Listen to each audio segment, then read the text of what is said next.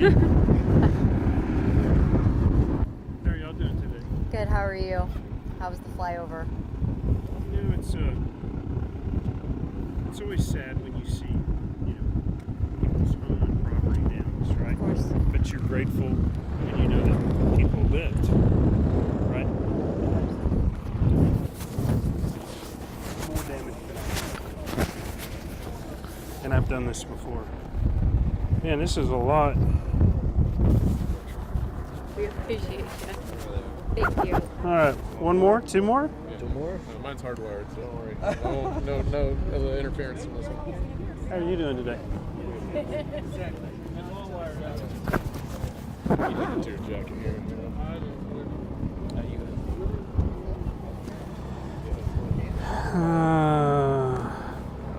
You going on the inside or outside? Let's go inside, actually. Yeah, this looked nice. I've worked this hard to get all these other ones on the inside. There you go. Give me that. Good to go. This is a rough hair day for me. Yeah. Is it a rough hair day? How do you, Not a great day to have bangs. Can I tell you, though, it's a great day to fly, believe it or not. Oh, that's The higher you get, the calmer it is. So, is that okay? yeah. Okay. Perfect. Thanks. Yeah, we good? You guys want to line up? Yes, sir. Commissioner, do you want to come stand here beside me? All right. Are we live on anything? Yeah. Are we? Are we ready? Good afternoon. My name is Bill Gravell, and I serve as county judge here in Williamson County. And I'm here today along with Commissioner Russ Bowles. I do want to give you an update on the tornado that hit last night in Gravell, and remind you that there are a lot of pieces that are still under investigation. The first thing I would share is that we still have no reported loss of life. And as county judge, that's always an important priority, is to protect our life. And now today we're in the process of protecting property, and we were able to do a flyover, and I want to say a special thank you to Governor Abbott for lending us DPS-1 to fly over. What we saw from the air today were at least 36 homes or businesses that sustained light to severe damage. We did see at least one home that was collapsed, but it was a new home under construction. The damage from the air is always very telling, because you can see the trail of where a tornado and the path that they go. We do have a representative here today from the National Weather Service, and I just want to be clear, they're not prepared to rate the level of the tornado at this time, because they still yet have had a ground visual inspection of property. I do want to remind all of our residents, and I think this is really important, there were several roads where power lines are still down and power crews are working. Remember, electricity kills you. And if there is a power line down, please turn around and walk away and call 911. Let's allow our crews to do their job, and we can get the power back up and running. And then once that has happened, we'll be able to get into those communities and help our residents. I want to invite Commissioner Russ Bowles to say a few words, then to hear from the National Weather Service, and then following that, I'll answer just a few questions. But our intent is to depart from here and head up to the community to get a ground level view of what we've seen today. Commissioner Russ Bowles. So, Judge, first of all, thank you for inspecting the area. So this is the third tornado to hit the Gravell area in the last 7 months. It's a community that has really been hit hard by the weather, and we are looking at hopefully another incident where no lives have been lost. That's in part because we have some great first responders. I want to say thank you to ESD5 for all their response. I want to say thank you to the city of Gravell and their police department for their great response.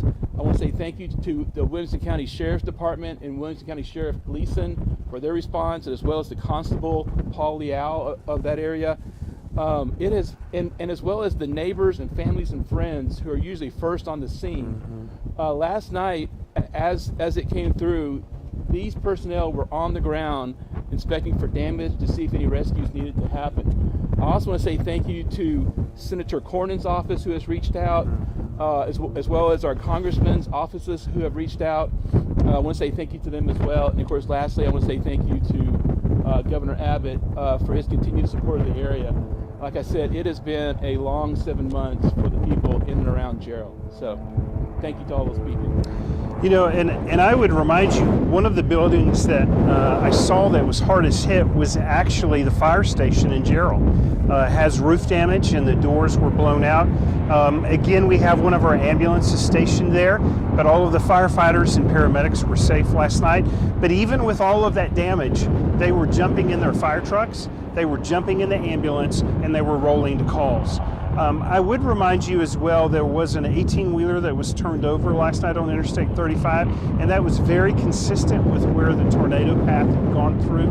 And unfortunately for that truck driver, he just drove into a tornado. But it's my understanding that he's been treated and released and is doing really well. Our National Weather Service representative is here for us, and will give us a few brief comments, and then I'll take some questions at the end. Where you at? Come on. Good afternoon, I'm Jason Onion with the National Weather Service. We just completed an overflight of the damage. We've seen sporadic straight line wind type damage in some areas and a concentrated area of kinetic damage.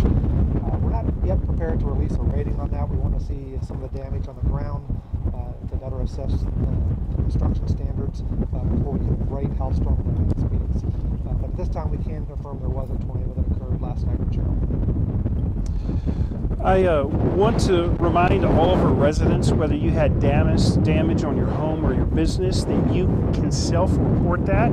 And if you will use our county platform, we'll be sharing that information later today. And I would really ask our media outlets if you would help us with that, because the sooner our residents can self-report, we're going to be able to get the information to the right resources to help them. I'll take a couple of questions at this time, but then we want to head north to the community to actually visit with some of our constituents. Yes, ma'am. Gerald's been hit several times this year now. Are there any plans to help residents that might have been caught in at least one or more of those storms? Well, I would say this. Last night, the alert systems worked. Last night, the weather stations sent out alerts that helped our residents. Last night, our emergency management team made, I think, the most important decision we've made since I've been county judge. And they said, Judge, we want to shut down Interstate 35. What do you think? And we shut it down immediately. And the reason why is we didn't want thousands of people driving into that. So our emergency alert systems have worked. Listen, our residents are smart. They know in tough times and tough weather to pay attention. Got plenty of calls from moms and a lot of young moms that live in the area that were in the bathtubs with their kids. And so families did really well. Listen, tornadoes are a part of living in Texas, right? Just like cold fronts and sleet and snow and rain. And we just need to make sure our residents are aware of impending weather. And again, a tribute to our local media outlets. All of you were live last night showing the storm as it was coming in. So I want, on behalf of the people of Williamson County, Yep, thank you. thank you. You helped save lives, so we're grateful for that. One other question. Do you know the location of that house that was flattened? Could you speak to the damage kind of that's concentrated, where that is? Yeah, so the particular house that was flattened was a two-story home under construction, stick frame construction, but it seemed to have a roof on it. And it was in a newer neighborhood, I believe off of County Road 287. The guys are going to tell me here in just a minute. 287. 287, and it just appeared to be a new construction area.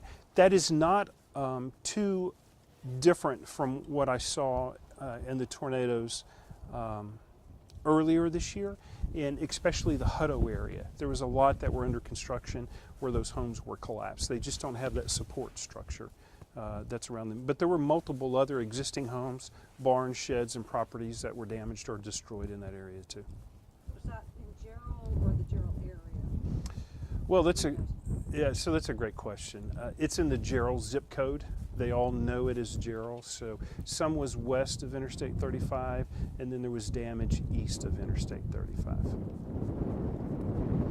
And I believe the general path went south of the city of Gerald, mostly in the unincorporated areas as it moved across from west to east.